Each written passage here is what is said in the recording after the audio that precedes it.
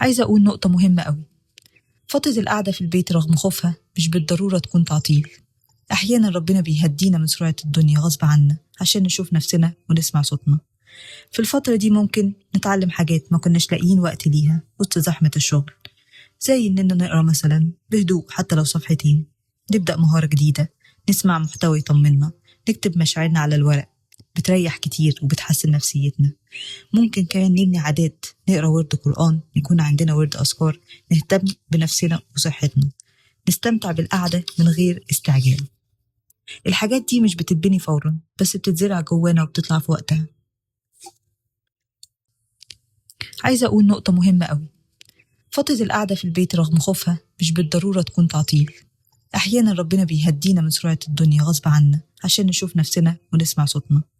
في الفترة دي ممكن نتعلم حاجات ما كناش لاقيين وقت ليها وسط زحمة الشغل، زي إننا نقرأ مثلا بهدوء حتى لو صفحتين، نبدأ مهارة جديدة، نسمع محتوى يطمنا، نكتب مشاعرنا على الورق، بتريح كتير وبتحسن نفسيتنا.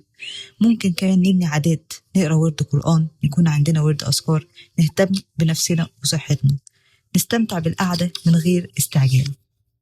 الحاجات دي مش بتتبني فورا، بس بتتزرع جوانا وبتطلع في وقتها.